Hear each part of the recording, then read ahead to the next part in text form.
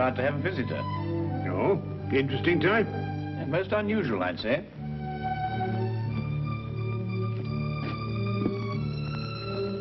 I don't see anyone. My dear Watson, the street is hardly deserted.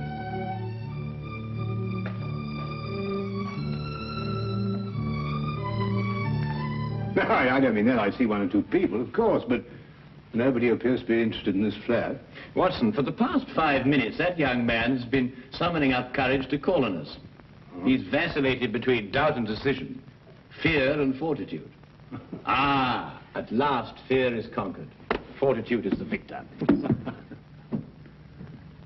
Well, I suppose you've deduced the whole thing. Who he is, what he wants, where he comes from. As a matter of fact, I haven't the slightest idea. But with so unusual a client, I fully expect a most unusual case. If he comes here. Wait. Ah, the first step.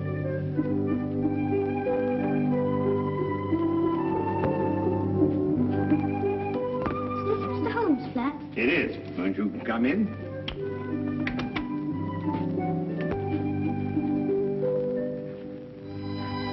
Hello. Are you Mr. Sherlock Holmes? Yes, and that is Dr. Watson. How'd you do? Anything the matter? No. It's just that... Yes? Well, I thought you'd be much stronger looking. Oh, well, I'm really quite strong, you know. I can tear dictionaries in half. Can you really? Yes, of course, and I'd show you if I had a dictionary handy. Well, what I've come to see you about will take brains. Well, I think Mr. Holmes has an ample supply of those. Now, wouldn't you like to sit down? Oh, thank you. No, there, my boy. Cup of tea? No, thank you, sir. I'd like to get right down to business. Oh, good. Well, my name is Andrew Fenwick. I'm 11 years old, and I live at number 17 Dudley Court, Upper Spimment Street. Splendid. Now, what appears to be your difficulty? Mr. Holmes, my father's disappeared. Disappeared? Yes, sir. His name is Herbert Fenwick. He's a bookkeeper at Rondale Industries. He's tall and wears glasses. Will you find him for me? I'll do my best, Andrew, but first you'd better tell me the whole story, and anything else that may matter.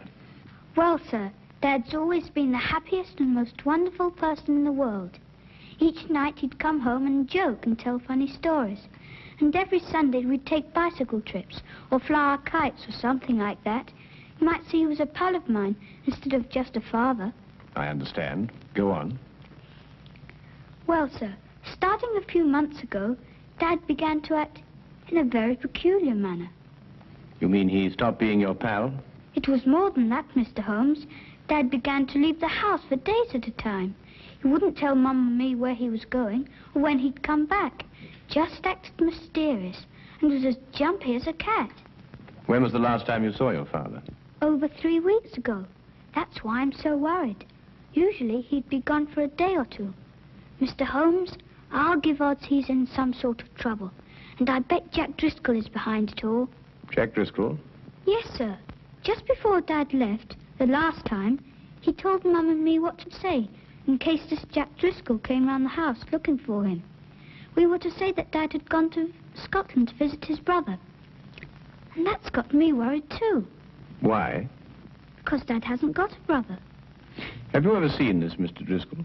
No, sir, I haven't. I don't know a thing about him, but I don't like him. Why hasn't your mother been to the police about this? I suppose that's because Dad told her not to do a thing about it. That no matter what seemed to happen, she was just to wait and have faith. But it's over 3 weeks ago. I just couldn't wait any longer. Then your mother doesn't know you're here? Oh, no. If I told her, she'd try to tartan me off for sure. Besides, she's been quite ill, and I wouldn't want to upset her. Your mother hasn't been well? No, sir. The doctor said she had pleurisy or something like that. She's been very sick. I really wouldn't want them to know I've come here. Your visit will be held in the strictest confidence. Thank you, sir. And you will take the case? I'll look into it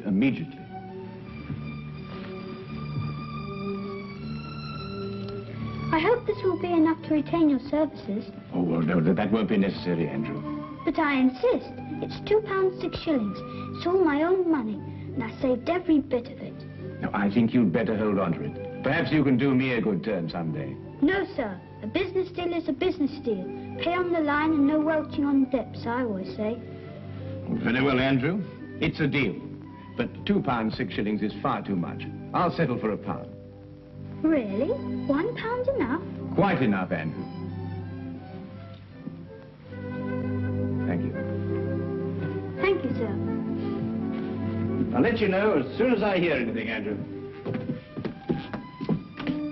Goodbye, my boy. Bye, sir. Well, Watson, we'll find that boy's father if you have to search every gambling den in England. Gambling den? Yes, didn't you notice his clothing? Well, I suppose so. Nothing extraordinary there. On the contrary. The shoes were most expensive, but the coat was threadbare. The trousers came from the best haberdashery, and the cap was ancient, attesting to the father's streaks of good luck and bad luck. Yes, but that's not sufficient evidence to label Fenwick a gambler. Quite right, but there were other indications. Young Andrew's speech, if you may recall, was sprinkled with the peculiar jargon of the gambler. Such terms as touted off, I'll give you odds, and welching on a debt. The boy obviously learned from his father. I see. Further, I'd say the man's mysterious trips were to various sporting events held outside of London. Horse races, dog races, and so on. Yes, Holmes, but why should an apparently contented man like Fenwick suddenly turn to gambling? Well, my guess is that the mother's serious illness created a heavy drain on Mr. Fenwick's slender financial resources. He probably hoped for the gambler's classic killing. Well, Holmes, you've certainly answered everything. I'm afraid not, Watson.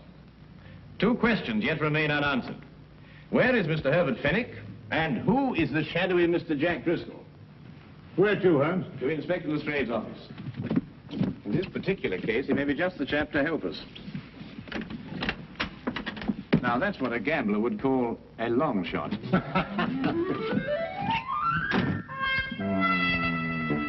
Driscoll. Jack Driscoll. Oh, yes, I remember him. He was in the coal business. Oh, no, Lestrade. I don't believe the Driscoll you're referring to has any bearing on this case. Stockbroker? No, I don't think so. Parliament? No. Railways? No. Musician? What? If you'll excuse me, sir. Now, what is it? What is it, Wilkins? Jack Driscoll, sir. Alias Jack Ellisy, alias Gerald Jackson, sir. Arrested 1891, suspicion of murder, released. Arrested 1892, burglary, convicted and served 1 year. Arrested 1894, suspicion of forgery, released. At present believed involved in illegal bookmaking practice. Whereabouts unknown, sir.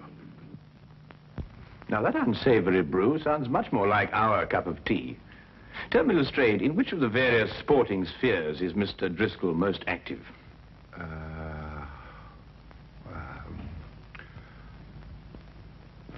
Rumour has it that Mr. Driscoll is concentrating his efforts on prize fight matches, sir. Well, thank you very much for your assistance, Inspector. And you too, Wilkins. Good afternoon, gentlemen. Well, if I know you, Holmes, I suppose now we'll be attending a prize fight. Quite right, Watson. This very evening, hulking Harry Thornton meets Powerhouse Percy O'Noonan at Londonderry Gardens. Powerhouse happens to be a personal friend of mine. You know a fighter personally? My dear fellow, I once blackened his eye for him.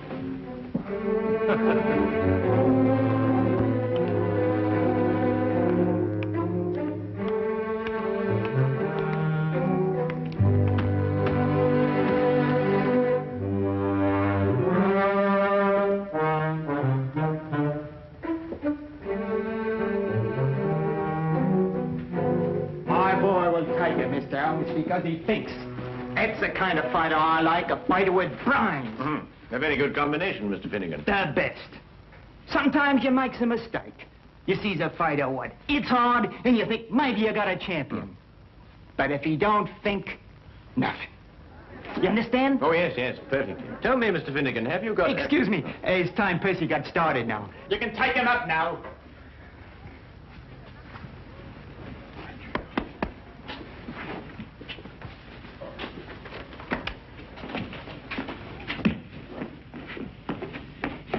brains? Oh, no, Watson, just a comparative judgment, you know. Well, I'll have to say goodbye to you now, Mr. Holmes, but thanks for dropping in. Not at all. Your boy was highly recommended to me. Who told you about him? Herbert Fennick? Who? Herbert Fennick. Herbert Fennick? You know him? Of course. I was just saying that. Excuse me, Mr. Holmes. I've got to be going now. Curious reaction. Perhaps not so curious, Watson. The proper use of that name may open several tightly barred doors. Proper use? What do you mean, Holmes? Well, if I'm correct, you'll soon see for yourself. Just let's continue to drop the name.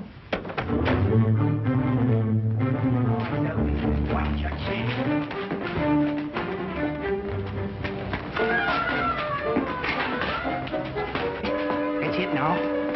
Hold it. Hold it now. Keep your eyes open. Right.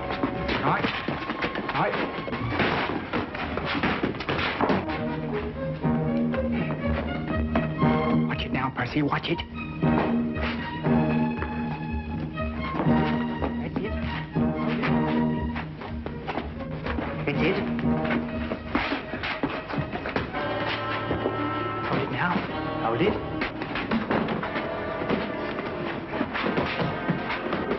That's the boy. Keep your eyes open. Keep your eyes open. Now! I tell you to keep your eyes open. Get up!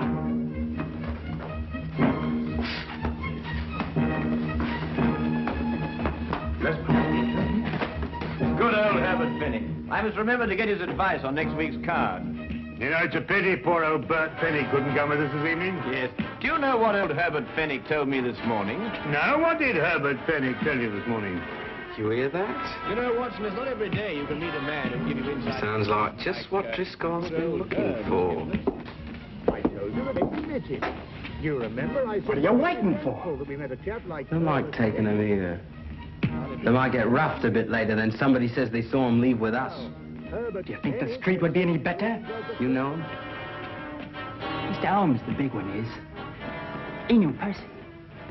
Didn't catch the other bloke's name, but he looks like a fighter I used to know. Got the sack for using unfair tactics. I figured he was a bad one. Got a nasty look about him. Well, if he tries anything, don't expect any Marquis of Queensberry out of him. Use some of your own tactics. Righto. Get to it now before the Upson leaves. Let them know we mean business right from the outset.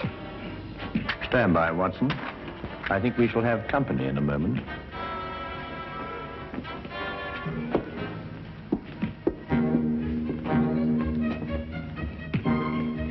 I beg your pardon? Herbert Fennick a friend of yours? Yes, but I don't see why. You come with us. Certainly not. Who are you? It will be much easier on you if you don't make a fuss. Where are we going? To see a gentleman who would like to talk to you about Mr. Fenwick.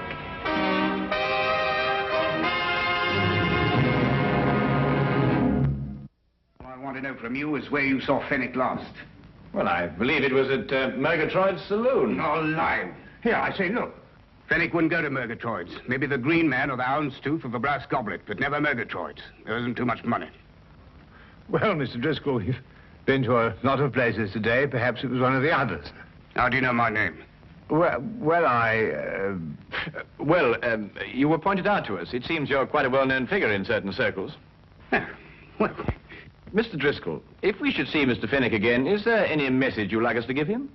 he knows what I want, that Wilshire. Oh, he's in debt to you, is he? Over £1,000. Now, I'm not winning any longer to collect. If I get my hands on Fenwick, that'll be the last of him. And that goes for you, too, if I ever find out you helped him in any way. Now, get out of here.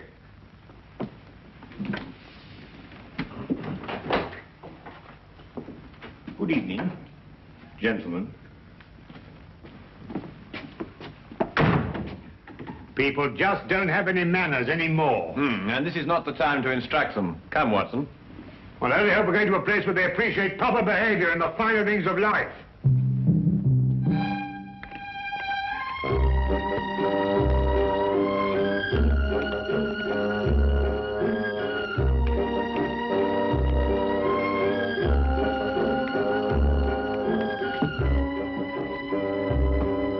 Oh, sorry, Governor. Not at all, sir. Not at all. Oh, really, Holmes, we've been to the Coach and Horses, the Green Man, the King's Head. We've interviewed dozens of disreputable characters. Must we go through all this process again? I'm afraid so, Watson. It's the only place that we can obtain some further information as to Fenwick's whereabouts. No. Oh, barman. Yes, sir? 2 pints of mild and bitter, please. Oh, and some information. Mild and bitter's cheap, sir. But not the information, eh? Oh, no, sir.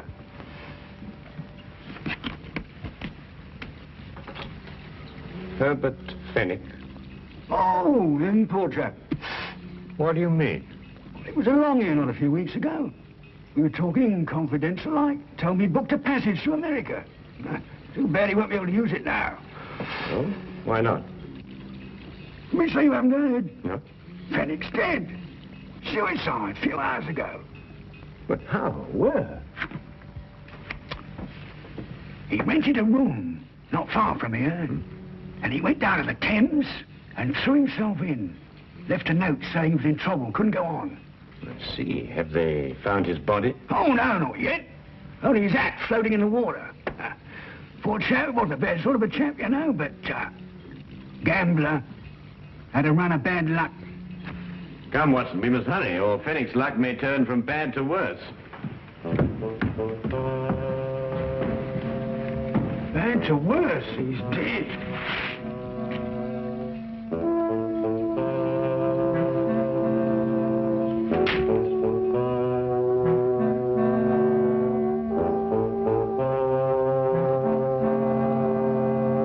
Well, there you are, Holmes. What more do you want? The body. Oh, we'll soon find that. There's no doubt about that. The river patrol's dragging the Thames already. I assure you, Inspector, Herbert Fenwick is still alive. Then why should he write a suicide note? Surely the question is, why should Fenwick write a suicide note in such explicit detail? Listen, this is a terrible thing to do, but I have made up my mind. It is the only way to end my difficulties. Today at 6 p.m., I'm going to the Thames. I will jump from the Hertford Bridge. Forgive me, but have faith. Signed, Herbert L. Fenwick. No, Holmes, I can't follow that line of reasoning. Then perhaps this may convince you. Take a look at that hatband with Fenwick's name on it. You'll notice that it's absolutely brand new, whereas the hat, of course, is unmistakably old. You mean that, Holmes, that Fenwick here had his name put into his band in the last 2 or 3 days? Exactly. Merely a ruse to make people believe that he committed suicide. Yes, but why should a man say he's dead if he isn't? Well, to avoid his muscular creditors, for one thing. If they believed the reports of his death, they'd have no choice but to write him off as a total loss. Yes, but if he's still alive, somebody's bound to see him sooner or later. Not if he's made plans to go to America. All right, then. I'll have an alarm sent out to all the ships in port. I'm afraid, Lestrade, that'll be too late. Now, what do you mean? Because he has no money. He needs it badly, and he needs it quickly. And there's only one way in which he can cover both his needs. What way is that, Holmes? Robbery. What, you think he'd take the chance? Of course he would. Fenwick's desperate. And in any case, there's very little chance when one considers that no one would suspect a dead man of committing the crime. Now, Holmes, what am I supposed to do? Warn everybody in London that a robbery's going to take place? Oh, I wouldn't go as far as that, Lestrade. I judge that Fenwick will strike at one of 3 places. The Wagon and Horses, the Green Man, or the King's Head. I say, Holmes, how can you narrow it down to that? Because Fenwick can feel certain that everyone in those places has heard the news of his death. Therefore, no suspicion could be directed at him. I don't know why I let you talk me into these things. Then you'll assign men to cover the Wagon and Horses and the Green Man? Yes, yes. Good, but there isn't much time. You'll have to get on with it immediately. All right. You know, sometimes you're worse than the commissioner.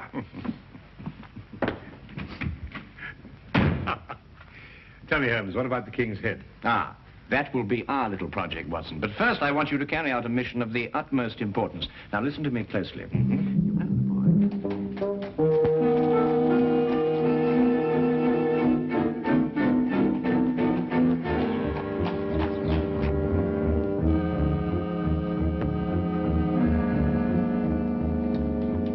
Yes, I've seen them come and go. big and small, happy and sad. And I tends to my business and keeps my hands clean. Ah, well, that's a splendid philosophy. Yeah? It's getting near closing time. Oh, yes, sir. So it is.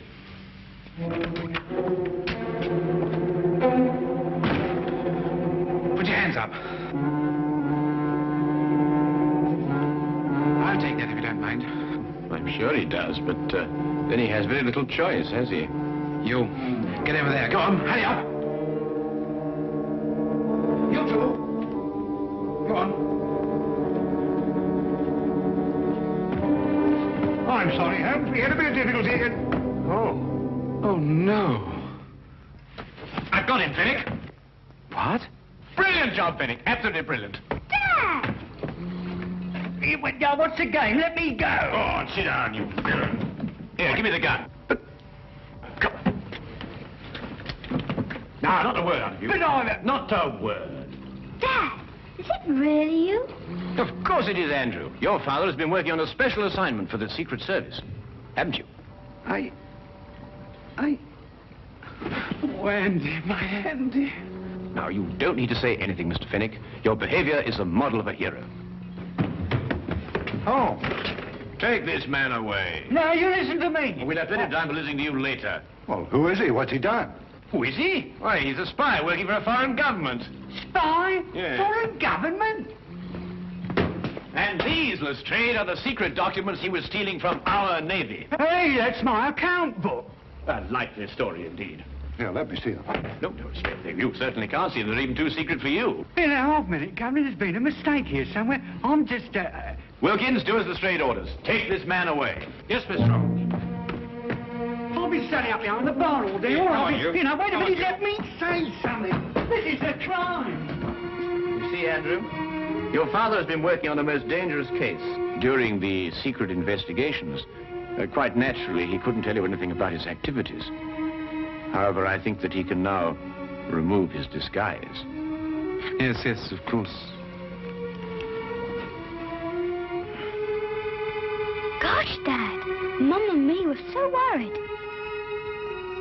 Your father is really to be congratulated, Andrew.